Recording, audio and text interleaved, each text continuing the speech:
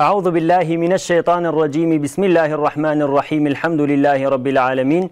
Ves salatu vesselamu ala seyyidina Muhammedin ve ala alihi ve ashabihi ecmaîn. Allah'ın selamı, rahmeti ve bereketi siz değerli Rehber TV izleyicilerinin üzerine olsun. Bizleri tekrardan Rehber TV ekranlarında buluşturan Allah'a hamdolsun.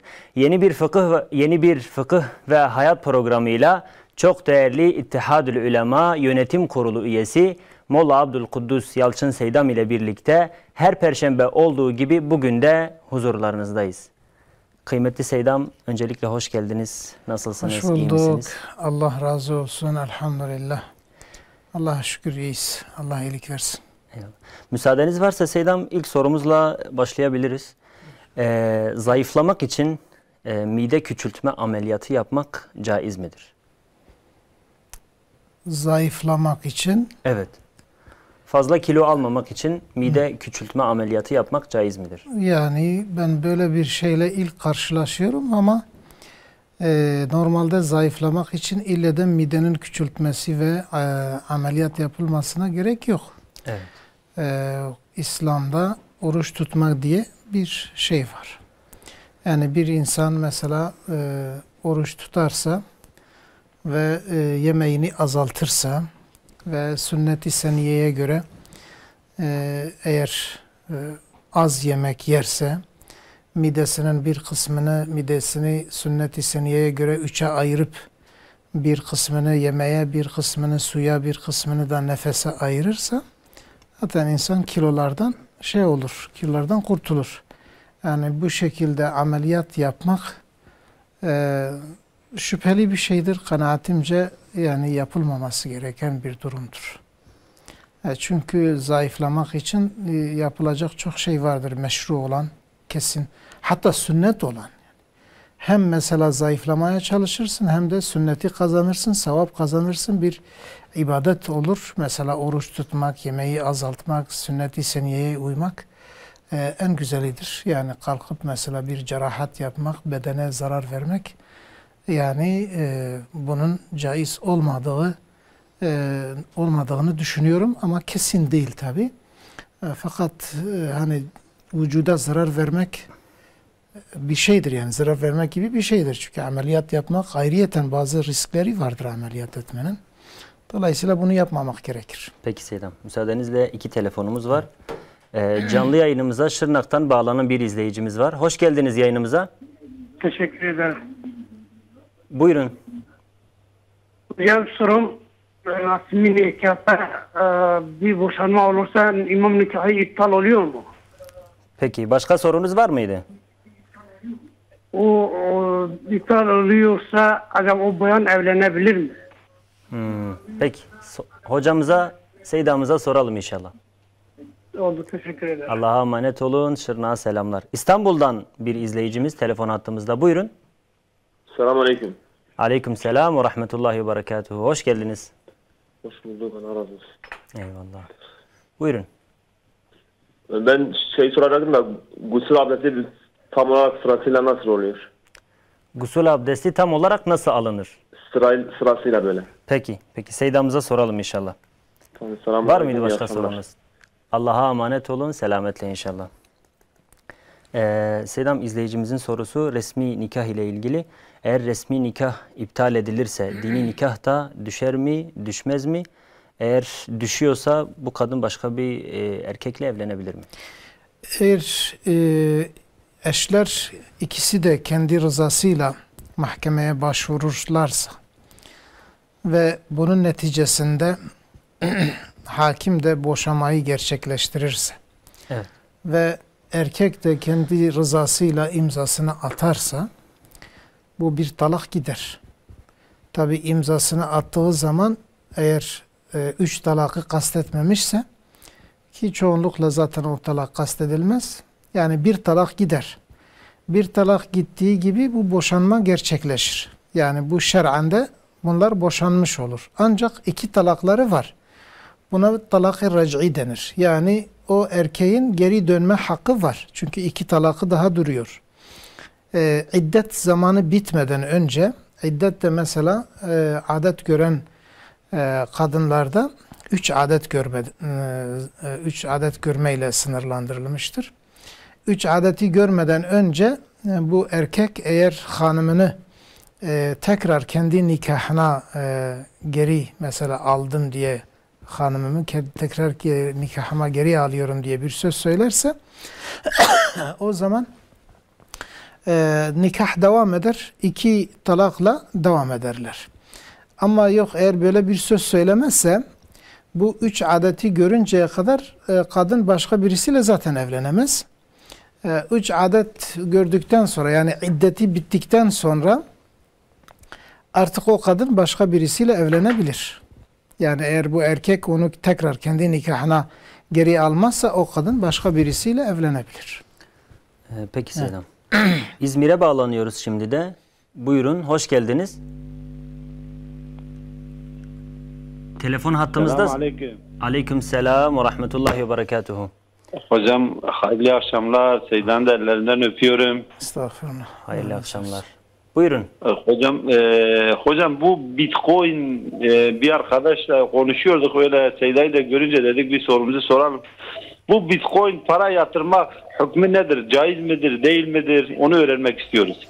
Peki, anlaşıldı sorunuz. Var mı başka sormak istediğiniz soru? Yok hocam, Allah'a emanet. Bunun arkasında diyor devletler olunca helaldir diye böyle bir fetva verenler varmış. Onu tam böyle Seyda'dan detaylı öğrenmek istiyorduk da hakkınızı helal edin. Tekrar Seyda'mın ellerinden öpüyorum. Allah'a emanet. Selamun aleyküm. Aleykümselam ve rahmetullahi ve berekatuhu. Seydam, gusül abdesti sırasıyla nasıl alınır? Sırasıyla yani azaların sıralanması normalde mesela Şafii mezhebinde bunu mesela yukarıdan doğru. Mesela bir insan ghuslunu alırken ilk önce başından başlar ve o şekilde vücudunun tamamını yıkarsa olur. Yani guslu yerine gelmiş olur. Fakat burada hani sünnet olan bir durum vardı. Yani sırasıyla derken sünnetteki sıralama var. İlk önce insan başını yani yıkar. Ondan sonra sağ tarafını, sağ kol, sağ bacak ve yani sağ yanını yukarıdan aşağıya kadar. Ondan sonra da sol yanını yıkar. Bu sefer böyle bir sefer olur. Bunu 3 sefer tekrar ederse en iyi yani guslün en iyi şekli bu şekilde. Tabii yıkadığı zaman da hiçbir yerin böyle suyun değmediği hiçbir yerin kalmamasına dikkat etmek lazımdır. Bu da genelde nereleri olur? Mesela böyle kıvrımlı yerler, mesela göbek veyahut da parmak araları, tırnakların altı ve özellikle saçın kökleri falan buralarını böyle ovarak oralara da suyun iyice değmesini sağlaması gerekir. Bu şekilde yani guslün sırasıyla dediği bu şekil olur. Yani sünnet olan işte ilk sağ taraf, ondan sonra sol taraftır. Peki Seydam. Antalya'ya bağlanıyoruz. Hoş geldiniz yayınımıza. Hoş bulduk. Buyurun sorunuzu alalım. Muhteremler, selamun aleyküm. Aleykümselam. Ve rahmetullahi ve berekatuhu. Şimdi öncelikle televizyonunuzun sesini kısarsanız. Bir boşanma davası. Peki. Hakimde. Hakim ise Cumhuriyet'in hakimi. Evet. Evet. Bu hakimin boşama olur mu, olmaz mı dinen? Peki hocam, sorunuz anlaşıldı. Var mı başka sormak istediğiniz bir soru? Teşekkür ederim. Peki, dinliyorum sizi. Allah'a emanet olun. Hayırlı geceleriniz olsun. Selametle inşallah. Eyvallah. Seydam, Bitcoin ile ilgili bir sorumuz vardı. Bitcoin'a para yatırmak caiz midir? Bazıları diyormuş ki arkasında devlet olursa caiz olur. Bununla ilgili ne diyorsunuz? Buyurun. Evet, şimdi geçen programda da yine buna benzer bir soru soruldu. Hemen hemen her programda Bitcoin ile ilgili sorular soruluyor. Bitcoin yani dediğimiz gibi sanal bir paradır. Yani böyle bazılarının kendileri için böyle internet ortamında, bilgisayar ortamında para dedikleri bir şeydir. Yani normalde para değil. Fakat onunla artık alışveriş yapılıyor. Bu şekilde hatta büyük meblağlarla paralar dönüyor bu Bitcoin'de. Dolayısıyla sanal olduğu için yani böyle bir bankaya gidip de üzerinde Bitcoin yazılan bir paranın alınmadığı kesindir. Halk arasında, dükkanlarda mesela alışveriş yaptığın zaman Bitcoin ile alışveriş yaptığın bir şey yok. Dolayısıyla bu hayali sanal olduğundan dolayı buna para yatırmanın caiz olmadığı kanaatindeyiz. Bazıları bunun mesela kesin caiz olmadığını söyleyemeyiz diyen bazı seydalarımız vardır, bazı hocalarımız vardır. Onlar da hani mesela yani ille de caiz olmaması için böyle kesin bir şey yoktur diyorlar. Yani biz de onlara göre hareket edersek en azından şüpheli bir durumdur. Ve şüpheli şeylerden de uzak durmak gerekir. Çünkü şüpheli şeylere karışan mutlaka harama da girer diye bir hadis-i şerif vardır. Dolayısıyla bu Bitcoin'a kesinlikle yaklaşmamak gerekir kanaatindeyiz. Kardeşlerimize de bu tavsiyeyi yapıyoruz. Peki Seydam. Antep'ten bir izleyicimiz var. Telefon hattımızda. Hoş geldiniz. Hoş bulduk. Buyurun sorunuzu alalım. Selamun aleyküm. Aleykümselam ve rahmetullahi ve berekatuhu. Hocam ben bir kitap okudum. Sesinizi tam alamıyorum. Tekrarlayabilir misiniz? Hocam Yayından. geliyor mu hocam sesim? Evet buyurun. Ben bir kitap okudum hocam. Peki. Hocam kitabın adı Göz Zinası ve Korunma Yolları. Evet. Yazar İbn Zeyd el-Maktari. Evet. Hocam lakin kitapta kafama takılan bazı noktalar var. Mesela kitapta diyor ki teyzenin elini öpemezsin. Bayramda da olsa, misafirlikte de olsa elini öpemezsin. Halanın yahut yengenin, yaşlı bir kadın olsa, ona hürmetten de olsa elini öpemezsin. Evet. Yani bu konuda biz çok takıldık, biraz araştırdık. Yani bundan bir çıkış yolunu bulamadık.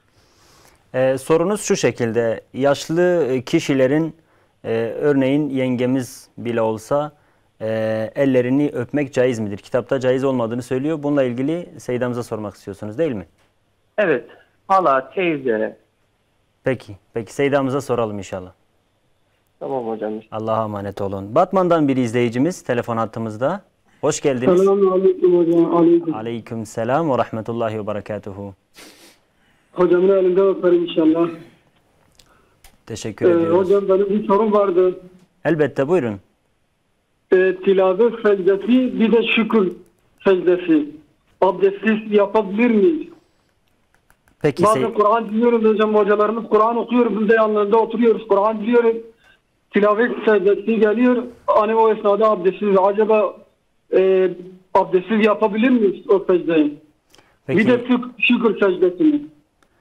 Peki sorunuz anlaşıldı. Var mı başka merak ettiğiniz bir soru? Yok hocam, sağ ol, teşekkür ederim. Peki, Allah'a emanet. Allah'a emanet olun. Selametle inşallah. Seydam izleyicimiz boşanma davasının hakim tarafından yapılmasının gerçekleşir mi gerçekleşmez mi diye merak etmiş. Mahkemeye gidip boşanma davası fıkhi açıdan bu gerçekleşir mi? Yani diyelim ki hakim mesela resmi olarak boşamayı yapıyor. Evet. Bunun fıkhi boyutunu soruyor.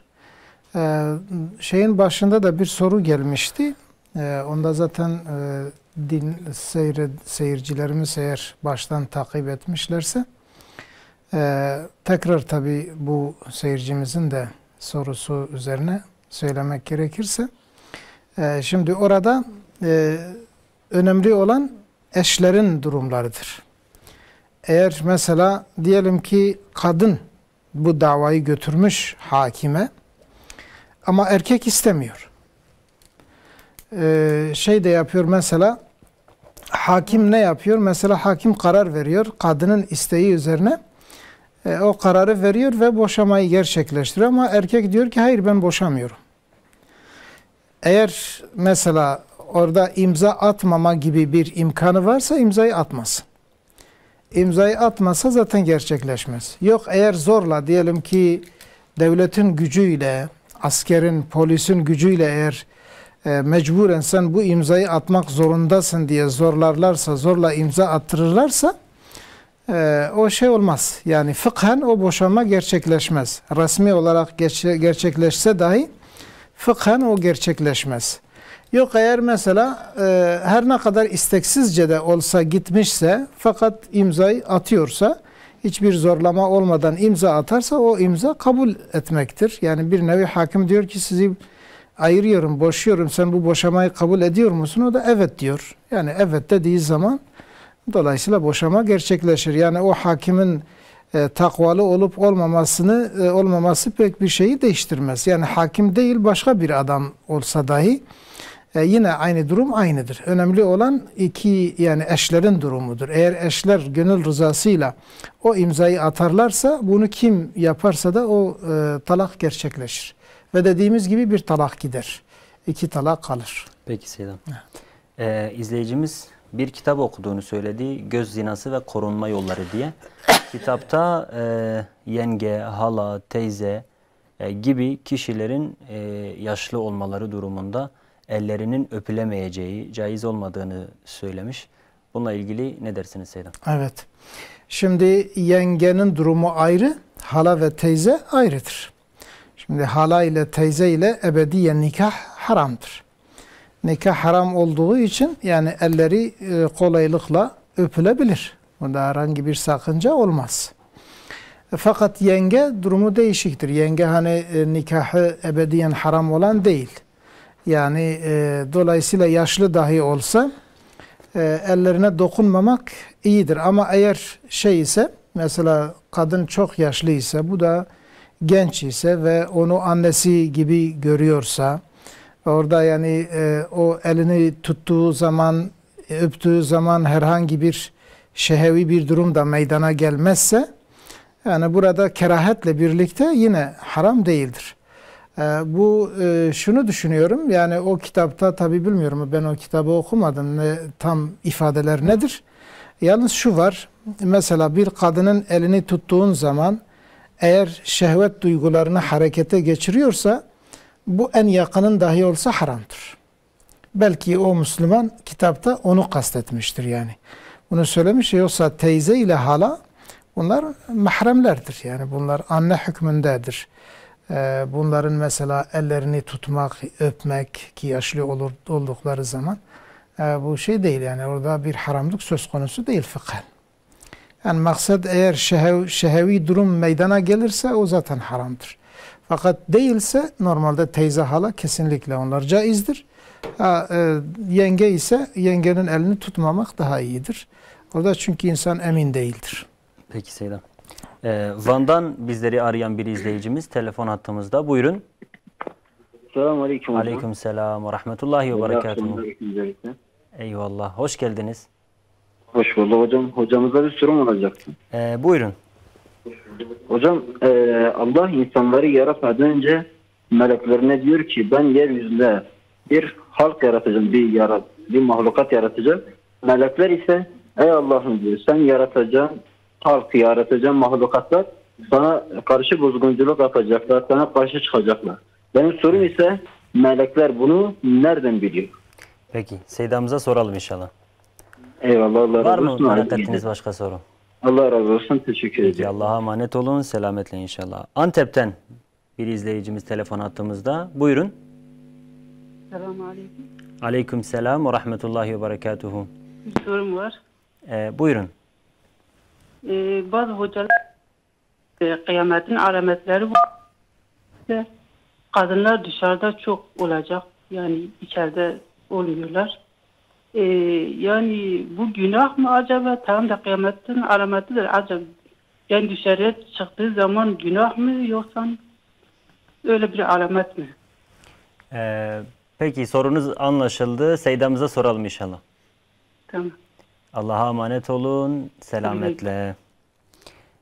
Seydam izleyicimiz şöyle bir soru sormuştu. Abdestsiz tilavet ve şükür secdesi yapılır mı? Şimdi tilavet secdesi de şükür secdesi de namaz gibi ibadetlerdir. Dolayısıyla bunları abdestsiz yapmak caiz değildir, haramdır. Şöyle diyor, tabi diyor ki mesela yanımızda Kur'an-ı Kerim okunuyor belki. Kur'an-ı Kerim'i okuyan kişi secdeye gider tilavet esnasında. Bizim ise abdestimiz yok. Sizin abdestiniz yoksa siz secdeye gidemezsiniz. Ama bir tesbih verebilirsiniz. Subhanallahi velhamdülillahi ve la ilahe illallah ve allahu ekber sözünü 3 defa tekrar edebilirsiniz. İnşallah bu secde yerine geçer. O sevabı alırsınız. Fakat secde, yani gerek şükür secdesi gerek tilavet secdesi, ikisi de namaz cinsinden olduğu için bunların abdestsiz yapılması, hatta yani namaz için bütün şartlar gereklidir. Kıbleye yönelecek, abdestli olacak, vücudu, elbisesi, secde ettiği yer temiz olacak, mekan, bütün bu şartlar yerinde olacaktır ve avretleri setirli olacak. Yani namaz için ne şartlar gerekiyorsa tilavet secdesi ve şükür secdesi için de aynı şartların mevcut olması gerekir. Peki Seyyidem. Allah insanları yaratmadan önce malum Bakara suresinde meleklere sual ediyor. Peki melekler ise cevaben Rabbimize diyorlar ki onlar yeryüzünde bozgunculuk yaratacaklar. Bunu melekler nereden biliyordu? Yani ayet-i kerimede Allah Celle Celaluhu yeryüzünde bir halife yaratacağını meleklerine söylediği zaman melekler de soruyorlar. Değil ki kesin söylemiyorlar. Yani sen işte yeryüzünde bir mahlukat yaratacaksın, işte o mahlukat kesin sana yani bozgunculuk yapacak, öyle demiyorlar.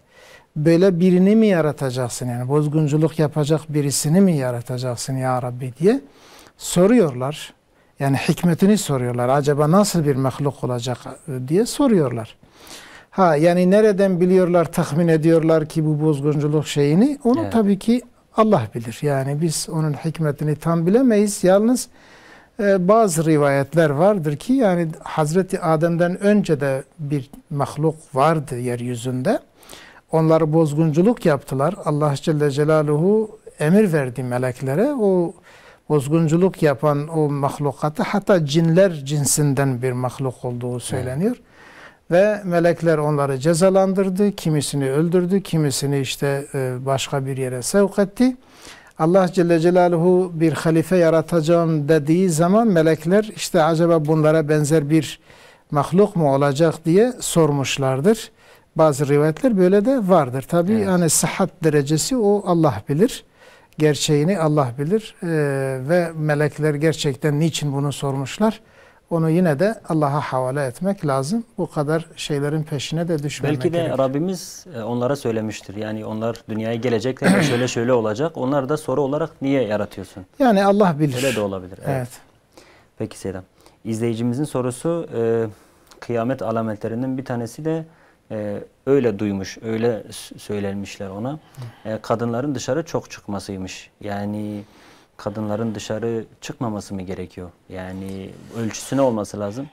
Buyurun Seyyidem. Şimdi ben doğrusu yani böyle bir şey yoktur demiyorum. Yalnız ben kendim rastlamadım. Evet. Kadınların dışarıya çıkmasının kıyametin alameti olacağını bilmiyorum. Yalnız hüküm zaten bellidir. Kadının dışarı çıkması illa haramdır diye bir şey yok. Yani İslam demiyor ki kadın dışarı çıkmaz. Fakat şartları vardır. Mesela eğer evli bir kadın ise kocasının izni olmadan dışarı çıkmaması gerekir.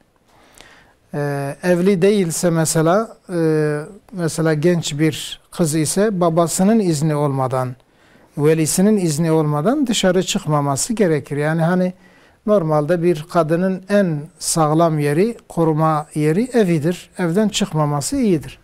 Fakat ihtiyaç esnasında diyelim ki çalışmak zorundadır. Veyahut birilerini ziyaret etmek zorundadır. Yani çıkabilir. Bir alışveriş yapmak zorundadır. Çıkabilir.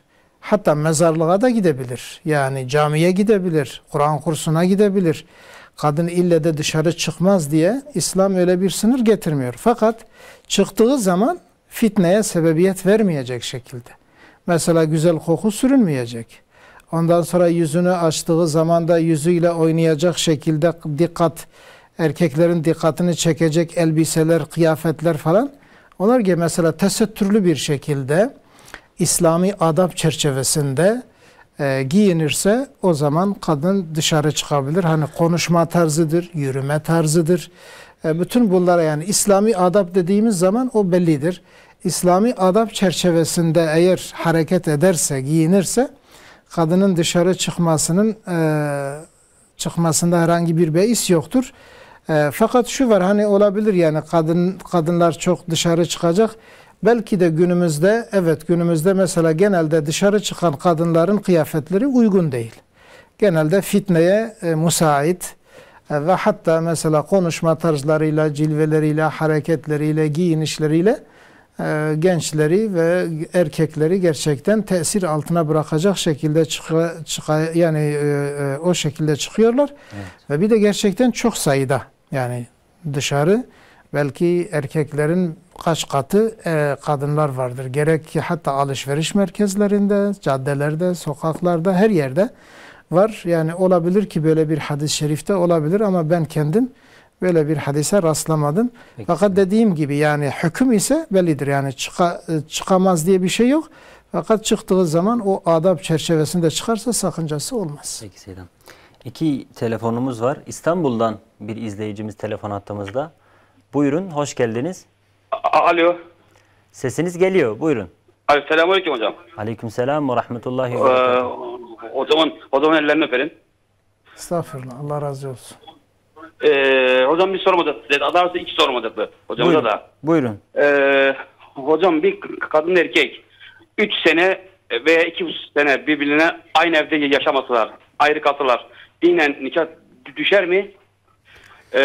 Bir de ikinci sorum hocam. Tam anlamadım kapalı doğrusu. Bayanların sokakta sigara içmeleri ne kadar doğru? Efendim sorunuzu tam anlamadım. Tekrarlayabilir misiniz? Hocam birinci soruyu soruyorum. Evet.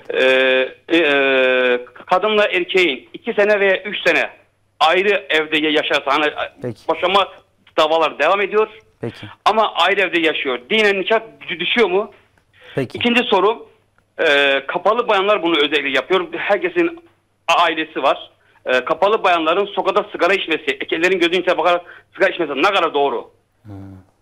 Peki Seyyidamıza soralım inşallah. Çok teşekkür ederim. Seyyidamın ellerini öperim. Peki Allah'a emanet olun. Urfa'dan bir izleyicimiz telefon hattımızda. Selamünaleyküm. Aleykümselam ve rahmetullahi ve berekatuhu. Hocam bu katılım bankalardan araba ve ev alabilir miyiz? Bunun bir sakıncası var mı yok mu? Bazı hocalar diyor ki halaldir, bazıları diyor haram bilemiyor. Bunun hükmü ne olabilir? Peki Seyyidamıza soralım inşallah. Tamam. Var mı merak ettiğiniz başka soru? Yok, teşekkür ederim. Allah razı olsun. Selamünaleyküm. Peki Allah'a emanet olun. Selametle hayırlı geceleriniz olsun. Seyyidam izleyicimizin sorusu. Bir kadın koca ve eş, kadın ve erkek 2-3 sene ayrı kalsalar, boşanma davası devam ettiği için ayrı evlerde yaşasalar dinen nikahları düşer mi diyor. Dinen nikahın düşebilmesi için bil fiil talakın gerçekleşmesi gerekir. Yani eğer erkek böyle bir lafız kullanmışsa, yani hanımına işte seni boşuyorum demişse veyahut da ben işte hanımı için ben onu boşadım diye bir şey söylemişse boşama gerçekleşmiş. Fakat sırf işte ayrı evlerde kalmak için bu boşama değil. Yani o sözün söylenmesi gerekir. Ya da yazıyla bir şey yazmışsa o yazı eğer talakı yani talakı ifade ediyorsa ve imza atarsa böyle bir durum olursa gerçekleşir. Yoksa sırf yani uzun süre 2 yıl, 3 yıl ister 10 yıl olsun bunlar ayrı ayrı evlerde yaşasa fakat erkek eğer boşama ile ilgili herhangi bir söz, bir yazı, bir davranış yapmamışsa o talak gerçekleşmez. Boşanma yani onlar yine karı kocadır fıkhen. Yani Seyyidem hani mahkeme süreci devam ediyor ya, ikisi de başvurmuş diye. Evet. İkisi de, o da boşanmak istiyor, bu da boşanmak istiyor ve süreç 2-3 yıl alıyor. Diyorsunuz ki yani ikisi, hakim boşama kararı vermeyene kadar bir şey yok. Yani eğer koca, özellikle koca eğer erkek böyle bir söz söylememişse yani sadece müracaat ile boşanma gerçekleşmez. Yani mesela hakime diyor ki işte bizi boşayın. Evet. Böyle bir şey söylüyor. Fakat ben boşadım dememiş. Dolayısıyla o boşama gerçekleşmez. Peki Seydam. Evet. Antep'ten arayan bir izleyicimiz var. Buyurun. Selamun aleyküm, iyi akşamlar. Aleykümselam ve rahmetullahi ve berekatuhu. İyi akşamlar size de. Buyurun. Hocama bir sorum şu olacaktı. Yoğun bakımda yatan bir hasta. İşte mecbur erkek, kadın da kaldırıp indiriyor, temizliyor. Bir de sunta takılı. Evet. Suntayı çıkardıktan sonra hasta çok kötü bir durumda. Ne takılı evet. Tam anlamadım. Sunta. Peki. İdrar şeyi. Peki, evet. Onu çıkarttılar, eve getirdik. Ben ile abdest almam lazımmış. Demişler olmaz namazın. Evet. Olur mu olmaz mı? Suntayla birlikte namaz kılmak hayır. caiz midir? Bunu mu soruyorsunuz? Çıkarttılar, eve gelmiş. Tamam. Namaz kılacak. Tamam. Gusül abdest alması lazım mı, lazım değil mi? Gusül abdesti. Bir de tamam. Evet. Bir de o işte yoğun bakımda kalkıp oturamıyor, abdest alamıyor. Ben karyolanın şeyinden temin etmişim namazı. Olur mu olmaz mı? Peki Seydamıza soralım inşallah. Tamam. Allah'a emanet olun. Allah'a emanet selametle. olun. İyi akşam. Sizler de inşallah. Batman'da bir izleyicimiz var. Buyurun. Hoş geldiniz yayınımıza. Hoş bulduk. İyi akşamlar hocam. Eyvallah. Buyurun. Teşekkür ediyoruz. Biz işte kısmetimiz kapandı hocam. Biz evlenemiyoruz hocam. Neden olabilir acaba? Peki Seydamıza soralım inşallah. Hocam. Tamam hocam. Tam son cümlenizi anlamadım. Dedim hocam evlenemiyoruz. Kısmetimiz kapandı hocam. Evet. Tamam, sorunuz anlaşıldı. Rabbim kısmetinizi açsın inşallah. İnşallah. Hayırlı bir adayla karşılaşırsınız inşallah. Amin. Seydamıza soralım.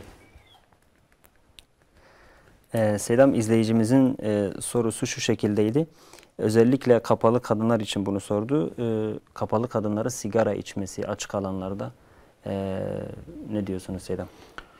Yani hani mesela sigara içmek ayrı, zaten o sigara hakkında günümüz alimleri zaten sigaranın haram olduğunu söylüyorlar. Evet. Eski alimler bunun mekruh olduğunu söylüyorlar. Normalde sigara içme hükmü, ama dışarıda kadın için tabii ki kadın dışarıda daha çok böyle edebine riayet etmeli, hareketlerine riayet etmelidir. İşte bunun haram olduğunu söyleyemeyiz. Yalnız hani mesela dışarıda öyle bir hareketi yapmak edebe aykırı bir durumdur. Yani hayalı olan bir kadının hatta sadece şey değil, yani sigara içmek değil, su içmesi bile, hele erkeklerin tam karşısında su içmesi, yemek yemesi bile edebe aykırı bir durumdur. Yani kadının biraz daha hayalı olması gerekir. Hayasını koruyan bir kadın da böyle açıktan sigara içemez, su da içemez. Yani bizim annelerimiz, nenelerimiz böyleydi yani. O kadar hayaya riayet ediyorlardı ki yabancı bir erkeğin huzurunda bir lokma yemek yemezlerdi. Yani bir yudum su içmezlerdi. Kaldı ki sigara içmek, yani bir de genç bayanlar bunu çok yapıyorlar gerçekten. Keşke sadece sigarayla da kalsalardı. Mesela doğrudur. Hatta böyle bazen görüyorsun, tesettürlüdür, Allah razı olsun. Yalnız böyle İslami olarak Müslüman bir bayana yakışmayan birçok hareketler maalesef görüyoruz. Bu günümüzün bir artık ne diyelim, bir hastalığı mıdır, bir vebası mıdır, bir şeyidir. Yani o zaten işte kıyametin alametlerinden bir tanesi de budur ki kadınlardan haya kalkacak. İşte biz bunu görüyoruz. Yani hakikaten zaten hani tesettüre riayet etmeyenleri bir kenara bırakalım. Fakat maalesef o hayanın örtülü bazı bacılarımızda da o hayanın yüksek derecede kaybolduğunu biz müşahede ediyoruz ve çok üzülüyoruz. Allah hepimizi ıslah eylesin diyelim. Amin inşallah Seydam. Katılım bankaları ile ilgili katılım bankalarından araba satın almak caiz midir Seyyid? Yani bunu başka programlarda da yine duymuştuk. Şimdi katılım bankaları kendileri diyor ki biz İslami çerçevede hareket ediyoruz. Yani biz faize bulaşmıyoruz ve biz yani fetvaya göre hareket ediyoruz diyorlar. Şimdi daha önceki bir yine soru soran kardeşimizin cevabında bunu söylemiştik. Yani normalde Şafii mezhebine göre caiz olmaz. Yalnız mesela bankalar ise bu katılım bankaları 4 mezhep çerçevesinde hareket ediyorlar. Yani herhangi bir mezhepte caiz ise onlar o şeyi yapıyorlar. Dolayısıyla böyle bir işe kalkışan kardeşimiz artık ille de Şafii çerçevesinde hareket edeceğim derse alamaz. Çünkü o caiz değildir. Ama yok ben de artık bu banka zaten İslami olarak hareket ediyor, fetvası vardır. Ben de o fetvaya tabi oluyorum ve taklit ediyorum derse onu almakta herhangi bir sakınca yok yani. Peki Seyyid. Yaşlı bir amcamız yoğun bakımdaymış. Allah kendisine şifa versin bu arada. Diğer tüm hastalarımıza da. Mecburiyetten dolayı hani orada erkekler de bulunuyor, kadınlar da bulunuyor. Ve idrar torbası Sunta'da takılıymış. Daha sonra eve getirmişler. Tabii o torbaları falan çıkarmışlar. Öncelikle bu amcamızın gusül etmesi gerekiyor mu? Bir. İkincisi bir de o durumdayken karyolaya teyemmüm dokunarak teyemmüm alıyormuş. Mesederek teyemmüm alıyormuş. O şekilde namaz kılıyormuş. Caiz midir? Yani eve geldikten sonra namazları mı? Efendim hayır. Hayır yoğun bakımdayken. Yoğun bakımdayken aynen. O şekilde namazları geçerli midir? Şimdi tabii ki yoğun bakımda durumlar çok değişik. Yani gerçekten imkanlar kısıtlı. Hem sağlık açısından hem de başka artık o yapılan tedbirlerden dolayı kimse de yanlarına gidemiyor. O şekilde yani eğer teyemmüm almışsa yorganda veyahut duvarda teyemmüm almışsa bu normalde Şafii mezhebine göre değilse de Hanefi mezhebine göre caizdir. Dolayısıyla namazları makbuldur. Çünkü zaruret halidir, sıkıntılıdır, hastadır. Eve geldikten sonra onun gusül almasına gerek yok. Eğer yani su görülmemişse, meni görülmemişse eğer herhangi bir sebeple bir vesileyle onun gusül almasına gerek yok. Yani gusül farz değil. Ama yani temizlik için ben yıkanayım hani o ortamda kalmış ne bileyim uzun süre idrardır şudur falandır vücudumu temizlemek açısından yapsa veyahut da vücudun herhangi bir yerine bazı işte sıçramalar olmuşsa ondan ya şüpheli ya da kesin bilmişse orayı tabii yıkamak lazım. Fakat sırf şeyde kalmış diye nedir o yoğun bakımında kalmış diye gusül vacip olmaz. Gusül ancak şeyden vacip olur. Yani eğer su görülmüşse kendisi mesela elbiselerinde veyahut da yani fark etmişse o zaman gusül etmesi gerekir. Peki, yoksa gerekmez. Peki Seyyidem. Genç bir izleyicimiz kısmetim kapandı diyor. Evlenemiyorum diyor. Bununla ilgili ne diyorsunuz Seyyidem? Evet. Yani kısmetin kapanması diye bir tabir var fakat İslam'da böyle bir şey yoktur.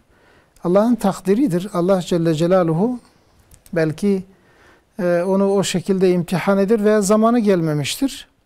Dua etsin yani. Böyle bir duruma giren bir Müslüman kardeşimiz varsa yani kendisine bol bol dua etsin, ibadet etsin, Allah Celle Celaluhu'dan istesin.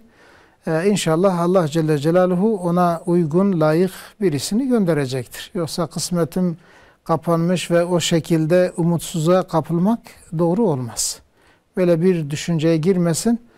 Sürekli Allah'tan umudunu kesmesin. İnşallah Allah Celle Celaluhu uygun bir zamanda uygun birisini karşına çıkaracaktır.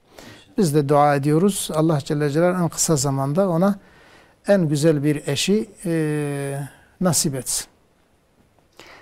Peki Seyyidem teşekkürler. 2 telefonumuz var. İstanbul'dan bir izleyicimiz telefon hattımızda. Hoş geldiniz yayınımıza. Hocam hayırlı akşamlar. Hayırlı akşamlar size de inşallah. Buyurun. Hocam neden dilimizde çok ihtilaf olmuş? Mesela hocalar çok başka yani herkes başka yorum yapıyor dilimizde mesela. Mesela çok konu var mesela. Çok yani fark ediyor mesela. Herkes hoca başka bir şey söylüyor. Herkes Evet. Yani çok bu ihtilaf var. Bu ne böyle olmuş yani? Ben merak ediyorum. Peki Seyyidamıza soralım inşallah. Bir de İnşallah şey var, merakınızı bir de- gidereceğiz. Efendim? Dedim inşallah merakınızı gidereceğiz. Hocam bir de kimler ebedi cehennemde kalacak yani? Peki Seyyidamıza Yani- soralım inşallah. Hem Müslüman hem de gayrimüslim mesela. Ebedi kimler cehennemde kalacak? Mesela Müslüman kalacak mı? Bir de onu soracağım. Peki Seyyidamıza soralım inşallah. Bir de hocam cenazelerde biz de cenaze falan gidiyoruz. Bu her dakikada biz Fatiha okuyoruz. Bu böyle bir şey gerek var mı yani? Her dakika Fatiha okuyorlar. Peki Seyyidamıza soralım inşallah. Bir de hocam Sorularınız akvaryumda anlaşıldı. balık beslemek doğru mudur? Hocam son soru. Efendim? Akvaryumda balık beslemek doğru mudur? Balık. Anlamadım. Akvaryumda balık beslemek doğru mudur? Balık akvaryumda. Peki Seyyidamıza soralım. Hocam cevapları Kürtçe olsun mümkünse. Kürtçe. Kürtçe tamam. Hocam kolay gelsin, sağ olun. Allah'a emanet olun, selamete. Balıkesir'den bir izleyicimiz telefon attığımızda. Buyurun. Selamünaleyküm hocam. Aleykümselam ve rahmetullahi ve Hayırlı berekatuhu. akşamlar. Sizlere de hayırlı Hocam akşamlar. benim 2 tane sorum olacak da. Evet buyurun. Şimdi iskat var mı dinimizin yerinde? Ölülerin arkasında iskat veriliyor ya. Bir bu. İkincisi de gayrimüslimlere çalışmak caiz mi? Ya da diyelim ki Avrupa'ya gidip bir Müslüman gayrimüslimlere çalışabilir mi? Peki Seyyidamıza soralım inşallah. Tamam, teşekkürler. Allah'a emanet olun. Selametle inşallah. Seydam Gobrab Kurmancı be cevabavan. Dibe çima dinde ihtilaf zedeye. Çima o kasa be herkes tişkil bece. Sebebi veya çiye Seydam? Yani ihtilaf tişteki mesela vaka ki tişteki hakikate ya her insana ki evavi fahm kirnavi fahm kirna insana ki din cudaya.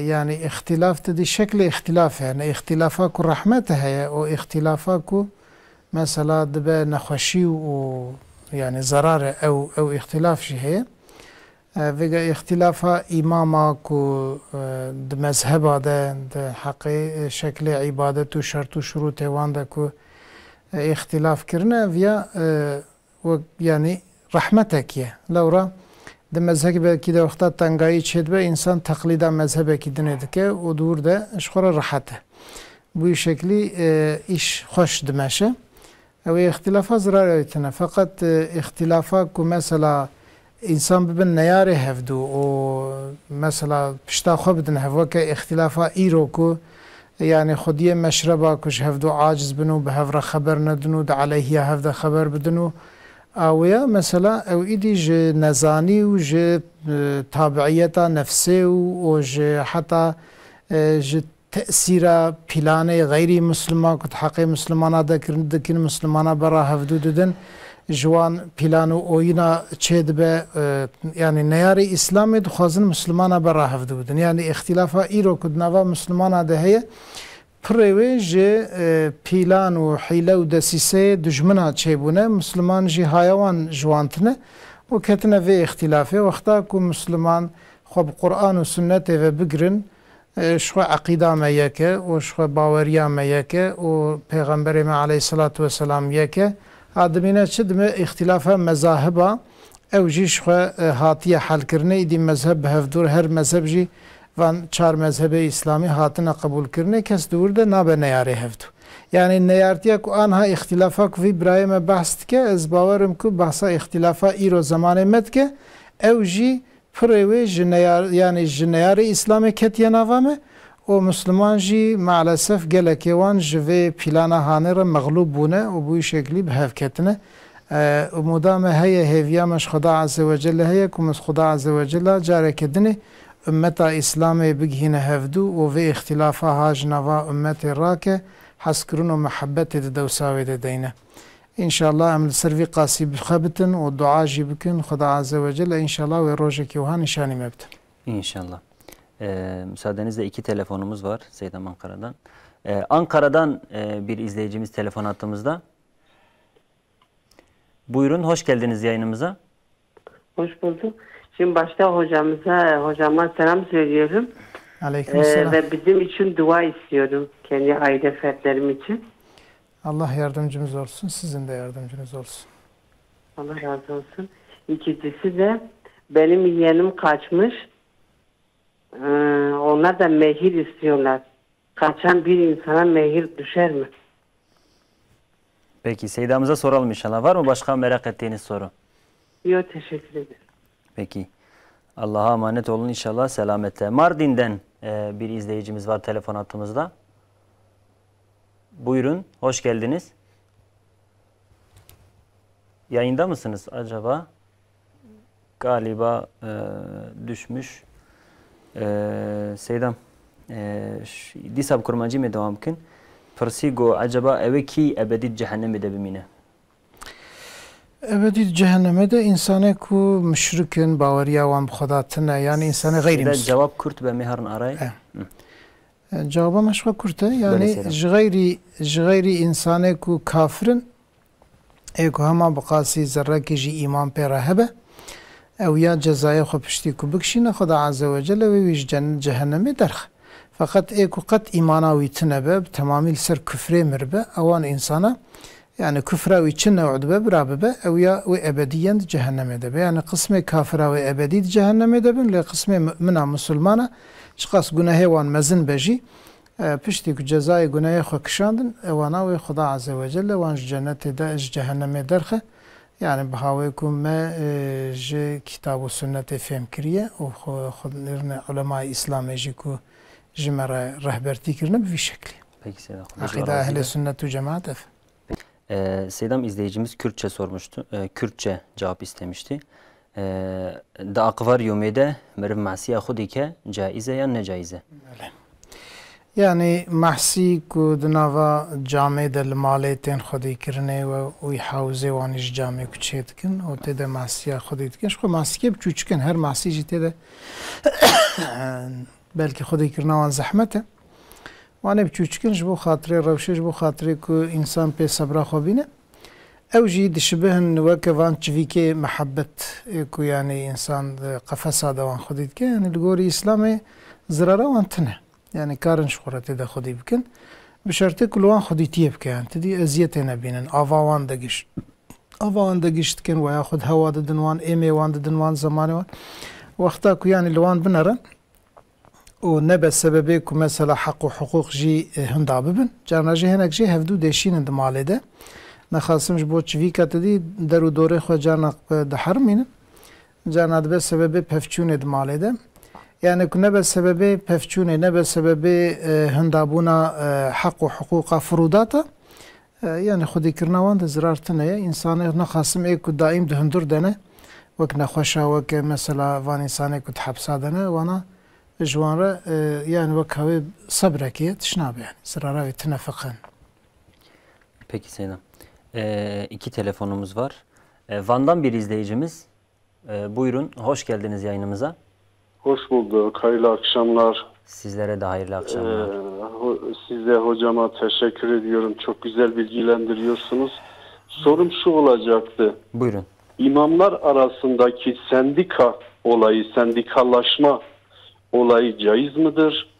Sendika imamların hakkını, hangi hakkını koruma amaçlıdır? Bunu hocamdan öğrenmek istiyorum. Peki Seydam'ıza soralım. Teşekkür ediyorum. Allah'a emanet olun. Selametle inşallah. Bingöl'den bir izleyicimiz bizimle. Buyurun, hoş geldin yayınımıza. Tamam, hoş bulduk. Hayırlı yayınlar, hayırlı akşamlar. Sizlere de inşallah. Benim Seydam'ın bir sorum olacaktı. Evet, buyurun. Bu uzak sporları olan karate tekniği gibi sporlarda işte salonda hocaya selam, bayrağa selam gibi ritüeller var. Evet. Bu dini açıdan bir sakıncası var mı? Selamı nasıl yapıyor? Onu bilmek istedim. Peki hocamıza sorarım inşallah. Var mı başka sorunuz, merak ettiğiniz? Yok, Allah razı olsun. Peki Allah'a emanet olun. Hayırlı geceleriniz olsun inşallah. Selametle. Disab kurmancı bu veyaji Seydam. Vakayı ku itiraz bikedigo tabi. Digo çuma am diyeceğinize de Fatiha tıkuyun. Yani hükmü ve çiye, aslı ve heyetine. Yani khondina Fatiha, khondina Kur'an'ı ji çoğu ihtimere bukhine fayda ve heye zikre ibadete yani. Khondina Kur'an'ı ne vek khondina hadisaya, ne vek khondina tişkidineye. جبر في قصيد خو فاتحه ده وقتا كون فاتحه خوينش خوان لفظي كنت فاتحه ده نام تكرار دكن ام حمد خدا دكن ام وصف خدا عز وجل بقنجي دكن ام دعاء دكن بنجن يا ربي ما هدايت بكي وبفي شكلي ام فيا خير اويشي هديه دكن جروحي مريره يعني فيا تتسوابك هي خيرك هي عدبك مثلا بيجند وقت رسول الله عليه الصلاة والسلام في شكل لهفدو بجفن رونين وجبونا كسي مري فاتحة بخوينن او تشتينه بوبجي فقط يعني دخواندنا فاتحة ده تجاري زرار تشينابه يعني مثلا و ايرية وقتا كد بيجن مثلا الفاتحة جروحي فلان كسرت تو واجبية كشي تشينابه نه واجبه إلا قره هر كس بخوينه فرضیتك تنت زورك جيل كسي ناي كرنه ايش خورت خوينه و بخوينه يعني خيراوي جوي رجتش خو انسانك بخوينه و خيره او بريا هر كسي او خيره هاني بدست خاطر چقاس مرف قرآن بخوينه چقاس مرف لا اله الا الله بيجه چقاس مرف تسبيحات بيجه يعني سينورك جويرا تن حتىك مرف خوازه مرف بيجه او جد بس سبب جبو خاطر تكرارا في ذكر هاني و فاتحه كو فاتحه سوره فاتحه جي چاک رسول الله علیه الصلاة والسلام گوتیه جنابت تمام سورت قرآن ایک بهتر بقیمت سورت فاتحه وقتا في سورت بهتر بقیمت وقتا ام تکراراوی بکن زراراوی تنه يعني انسان کو بجنا ولاز ناخوینم ناخوینه يعني کس نبجه تشما ناخوینی و منا بجن تپیگونه کار جبوی تشما ناخوینی يعني ایک بخوینه و خیری قزنشت که ایک ناخوینه جی پیگونه kar نام. Beli Selam. İzleyicimiz öncelikle ıskat ile ilgili sormuştu. Iskatın hükmü. Iskat şeydir, yani ıskat kefarettir. Yemin kefaretidir, oruç kefaretidir ve bazı alimlere göre namaz kefaretidir. Yani eğer vefat eden bir insanın mesela eğer üzerinde yemin varsa, yerine getirmemiş yemin varsa, yani muhalefet ettiği yeminleri varsa kefaretlerin verilmesi gerekir. Eğer tutmadığı oruçlar varsa ki mesela onların fidyeleri verilmesi gerekir. Namaz için de sırf alimlerimiz yani husnü zan ile Allah Celle Celaluhu'nun merhametinden umut kesilmez düşüncesiyle onun da kefareti verilse belki Allah Celle Celaluhu onu da affeder diye. Evet. Bir sadakadır en azından. Yani eğer izleyicimiz şunu sorsa dese ki acaba sünnette iskat denen bir şey var mı? Diyeceğiz ki hayır yok. Fakat acaba iskat nedir dese, iskat kefarettir, kefaret var. Yemin kefareti vardır, bu Kur'an-ı Kerim'le sabittir. Oruç kefareti de yine Kur'an-ı Kerim'le sabittir. Dolayısıyla bu kefaretleri vefat eden bir mesela mümin için eğer verilirse, eğer kesin bilinirse var zaten o kefaretin verilmesi vaciptir. Yemin ve oruç için özellikle. Eğer tahmin edilirse bu da verilmesinde elbette ki fayda vardır. Yok kesin yoktur ama yine de illa iskat verelim.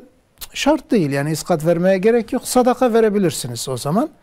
Yani eğer üzerinde mesela farz kaza orucu yok, kaza namazı yok ve bilinen bir yemini de yoksa, kesin biliniyorsa o zaman eğer yine de iskat adında bir şeyler verilirse yine bu sadaka olur yani. Bu boşuna gitmez. Fakat onun yerine sadaka olarak verilse daha iyi olur. Eğer kesin bilinirse ki onun bir borcu yoktur diye. Evet. Peki Seydam. 2 telefonumuz var. Kocaeli'den bir izleyicimiz telefon attığımızda. Hoş geldiniz yayınımıza. Selamun Aleyküm. Aleyküm selam ve rahmetullahi ve berekatuhu. Hocaya bir sorum olacaktı. Onu çağırmıştım. Evet buyurun. Şimdi bir taksitle bir eşya almak, mesela beyaz eşya veya herhangi bir şey almak taksitle evet. Faize giriyor mu gibi. Şimdi bazıları diyor orada bankada kredi çekmiş gibi oluyor. Yani böyle mesela taksitle adam diyor bu 2 lira nakit 1 lira diyor o da faiz oluyor. Öyle bir şey var mı soruya hocaya sorarsa iyi olur yani. Peki Seydam'ıza soralım inşallah. Hayırlı akşamlar. Allah'a emanet. Sizin de geceniz mübarek olsun. Selametle inşallah. Batman'dan bir izleyicimiz telefon attığımızda. Buyurun. Selamun Aleyküm. Aleyküm selam ve rahmetullahi ve berekatuhu. Hayırlı akşamlar. Sizlere de hayırlı akşamlar. Teşekkür ediyoruz. Gerçi az önceki arkadaşın sorduğu soruyla bir yani kesişme noktaları var gerçi. Evet. Benim soracağım yani TOKİ'nin düzenlemiş olduğu ya da yapmış olduğu işte 120 aylık, 100 aylık herhangi bir uzatma ile birlikte vatandaşa, emeklilere yani ucuz konut vermesiyle birlikte bunun fiyatını memur maaşına endeksli olarak düzenlemesi her yıl. Evet. Yani bunun icazeti nasıl, caiz midir, değil midir? Peki ya da bir çünkü bazı alimler şey veriyor yani ama ben tam mutmain olmadığım için Seyde'ye sorayım dedim. Peki Seyda'mıza soralım inşallah. Var mıydı başka sorunuz? Allah razı olsun. Allah'a emanet olun. Selametle inşallah. Seydam, gayrimüslimlerin yanında çalışmak, Avrupa'ya gidip orada onların yanında çalışmak caiz midir? Şimdi çalışmanın cinsine bağlıdır. Fakat şu var, yani memlekette, İslam memleketinde çalışma imkanı bulunduğu müddetçe oraya gitmek elbette ki doğru olmaz. Çünkü oraya özellikle aileyle birlikte giden bir insan mutlaka onların ahlaklarından, yani kötülüklerinden, kötü alışkanlıklarından tesir alır. Biz bunu mesela buna çokça şahit olduk, yani müşahede ettik. Bu nedenle bir Müslüman mümkün olduğu mertebede kendi memleketinde çalışması, her ne kadar eğer memleketin çalışmasının geliri az dahi olsa oranın kat kat gelirinden daha faydalı, daha temiz, daha uygundur. Ama yok eğer mesela memlekette artık eğer böyle bir çalışma ortamını bulamazsa, tam olarak çocuklarının nafakasını temin edemiyorsa veyahut da bazı başka siyasi nedenler de olabilir, bazen mahkumiyetler olabilir. Hicret etmek zorunda kalanlar vardır. Evet. Bu nedenle eğer giderse o mazur sayılır. Mazur sayıldığı zaman da yani oradaki artık çalışma durumuna bağlıdır. Çalıştığı şey eğer caiz olan, mesela diyelim ki normal halal gıdalarda çalışıyorsa veyahut halal bir sanayide çalışıyorsa, bu şekilde çalışıyorsa orada bir zararı olmaz. Yani caizdir, çalışabilir. Evet, ona işverenler gayrimüslim dahi olsa yine çalışmasında bir sakınca olmaz yani. Ama haram şeylerde çalışırsa, diyelim ki bir domuz çiftlikleri vardır veyahut da içki fabrikaları vardır veyahut da artık herhangi bir şekilde haramın girdiği işlerde eğer çalışırsa o zaten mesuliyeti var. Peki Seydam. İzleyicimiz öncelikle bize dua edin dedi. Allah yardımcımız olsun, onun da yardımcısı olsun. Sorusu şu şekildeydi. Kaçan bir kızın mehrinin verilmesi gerekli midir diye sormuştu. Şimdi mehir nikahla alakalıdır. Evet Seydam. Yani kaçmak veyahut kaçmamak veya başka şeyler, onlar mehri etkilemez. Dolayısıyla eğer bir kız bir erkek tarafından nikahlanırsa, bir erkeğin nikahına girerse, o nikahın kendisi ve özellikle birleşmek o mehri hemen vacip kılar. Yani o nikahla birlikte mehir de vacip olmuş oluyor. Yani bu kız eğer kaçmışsa evet bir günah işlemiş olabilir. Yani babasından, annesinden, ailesinden habersiz evden çıkıp işte bir gencin ardına vermiş ve çıkmışsa bu tabii ki günahtır. Yani bu caiz olmayan bir durumdur. Bu haram işlemiş. Ama bu mehri düşürmez. Çünkü mehir kaçma ile ilgili değil. Mehir evlilik ve nikahla alakalıdır. Ve kiminle nikahlanırsa o kişinin üzerinde mehir vaciptir. Yani babasının istemesi, annesinin istemesi, ailesinin, velilerinin istemesine gerek yok. Onlar istemese dahi. Hatta kızın kendisi dahi bilfiil istemese, yeter ki hibe etmesin, o zaten o kocanın boynunda bir borçtur, farzdır. Onu mutlaka o hanıma, yani o bayana vermesi onun üzerinde yani mecburidir, yani onu vermek zorundadır. Vermezse borçludur, günahkardır. Yani. Hukuktur. Peki, teşekkürler. Müsaadenizle 2 telefonumuz var. Konya'ya bağlanıyoruz. Telefon hattımızda Konya'dan bir izleyicimiz var. Buyurun, hoş geldiniz yayınımıza. Alo, selamünaleyküm. Aleykümselam ve rahmetullahi ve berekatuhu. Hocama bir sorum vardı. Altın borç vermek caiz midir? Bunun tam caizini öğrenmek istiyorum da. Peki, var mı başka sorunuz?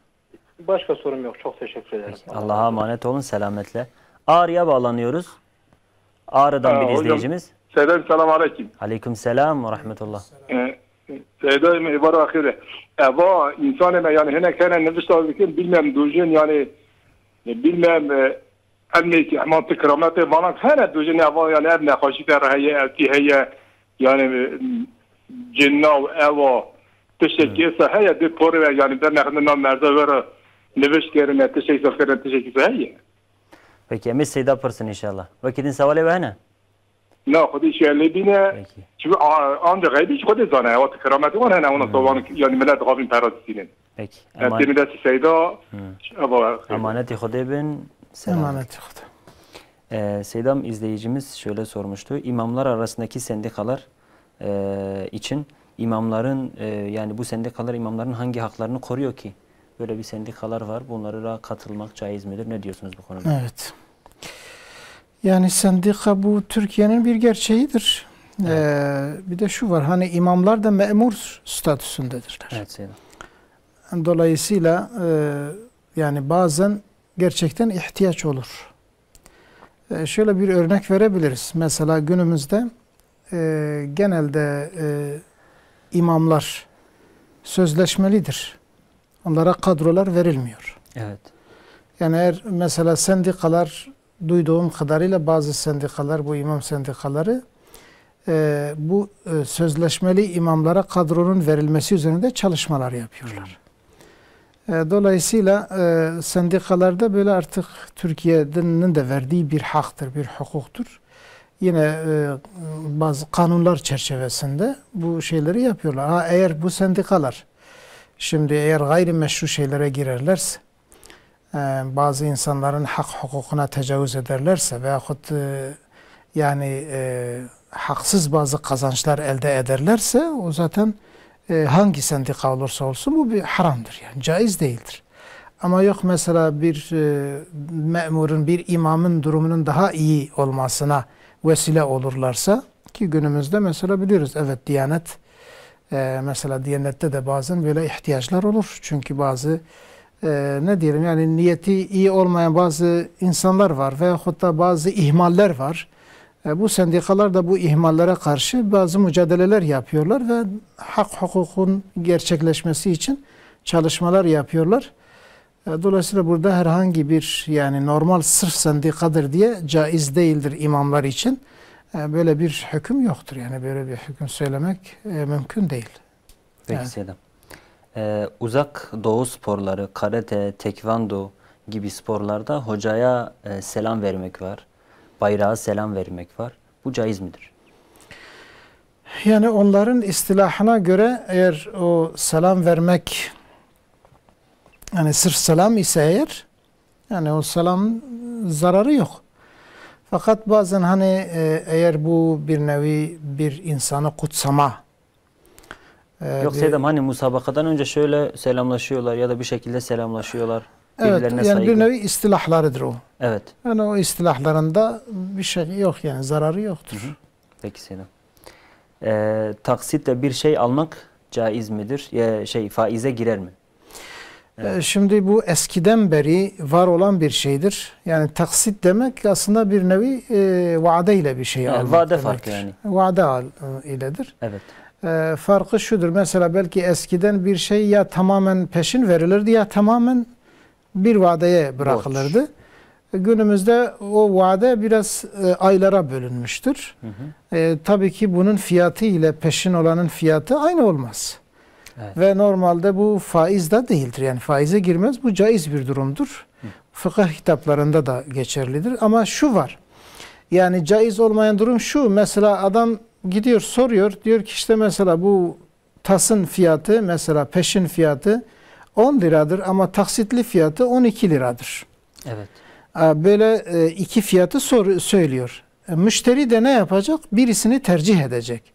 Birisini tercih etmeden alıp götürürse, hani satıcı da tanıdıktır diye, birbirinden ayırmazlarsa ve o da alıp götürürse bu caiz olmaz.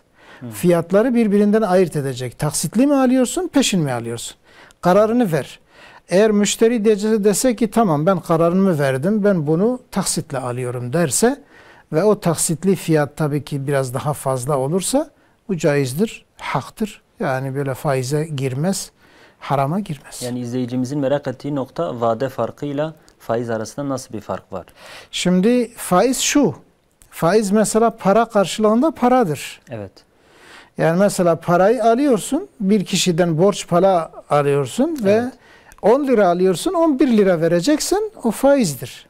Yani veyahut da şöyle, mesela diyelim ki bu tası borca değil de peşin almışsın, fakat peşin imkanın olmamış, para vermemişsin, 15 gün sonra, bir ay sonra vermişsin ve o bayi senden daha fazla para talep ederse, vade farkını üzerine koyarsa işte bu caiz olmaz. Bu da faize girer. Ama yok daha önce kesinleştirilmişse, bu mesela bu mal işte bir ay sonra onun ücreti ödenecek ve fiyatı da bu kadardır denilmişse o artık faiz değildir yani. Evet Seydam. TOKİ'nin düzenlediği bu 120 aylık ucuz konut şeyleri var. Bunları Seydam memurların maaşlarına bağlı endeksliyorlar. Evet. Diyor ki acaba bu caiz midir, değil midir, nasıl bir şeydir? Yani normalde bu Şafii mezhebinin kaidesine göre caiz değil. Biraz önce söylediğimiz gibi fiyat belli değil çünkü. Hı hı. Yani o fiyat evet her ne kadar memurların zamına endekslenmişse de memur zamı ne kadardır belli değil. Hı. Belli olmayan bir şeyin de mesela bey'ul garar diyoruz buna. Yani daha fiyatı belli olmayan bir şeydir. Dolayısıyla bu caiz olmaz. Ama ne yapmışlar? Mesela işte memur zammı denilince işte enflasyonla endeksli demişler.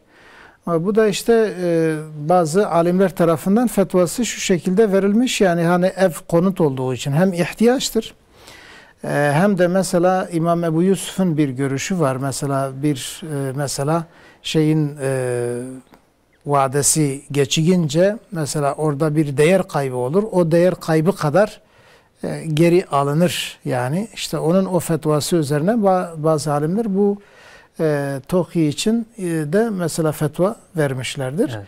Dolayısıyla bir ihtiyaç eğer olursa hani herkes için belki caiz olmaz ama çok muhtaç olanlar için bu fetvaya binaen taklit ederek almasında bir zarar olmaz diye düşünüyoruz. Peki Seydam. Altın borç vermek caiz midir? Şimdi altın borç vermek şu şekilde, eğer altını parayla borç vermişse bu caiz değil. Mesela diyelim ki altının fiyatı bugün 500'dür, 600'dür, 700'dür. Veriyorsun 1 milyona gramını. Bu caiz olmaz. Bu şekilde caiz değil. Ama karde hasenle verebilirsin. Mesela diyorsun ki al sana bu 100 gram altını ben işini gör. İşin bittiği zaman 100 gram altınımı geri ver. Fiyatı indi, yükseldi, sıkıntı değil. Önemli değil. Yani o karde hasendir. Yani 100 gram altındır o. Peki. Bellidir çünkü. Yani aynen hani diyelim ki para, Türk parası. Sana 1000 lira veriyorum, sen de bana 1000 lira vereceksin. Evet, evet. Sana 100 gram veriyorum, sen bana 100 gram vereceksin. Bu karde hasen olursa zararı yoktur. Evet Seydam. Ama fazla parayla tabii faize girer. Bu kurmancı parası God hinek hene yani nivişta de nefsinin de bir mesela ve nehvaşiya de tedeheye ya cin musallati sertebiye işte gerek nivişta ki bir nefsinin falan bevan yani gayb sadece Xuda zane van insana bir şekilde tkarım ve God nebejin. Yani tavsiyem eve kumerevş van insana oha baver neke. Beli sena. Vakit got yani gaybi ancak Xuda azze ve celle zane. Ha karabeje ola bir tahmin amın. Merv karabeje tahminen tişte kuhund bejin vakaku cin musallati ser bubun. Vakaku mesela sihirle çey bu be. Vakaku falan nexwaşi be. Merv tahmin karabeje tahmin dibe yani. O aynı ligori ve tahmine kame ve nivişte cerabın visin nivişi gerek idisa ev be. Yani gerek tiştete de haram tünebin. Mesela vak duayı me'sur bin, vaka hadis abin, vaka ayet abin. Tişte ku mesela merif umudat. Ayet edeş şifaheye. Bu şekli mesela ku ev bikin. Yani nivişt jera çeke yeki zana, yeki alim. Bu şekilde caiz. Ligori kuş tahmin tike yani. Bu şekli mesela jera çeke tişnab. Ama nava kavik bu navla izlted narım cennete hani çend habcinin haqasın, sey habin, çar habin, yek bireke, yek zilame, nizam çavane falan. Bana mı bağır nak yani. Belli Seydam. Ancak Xuda zanıb.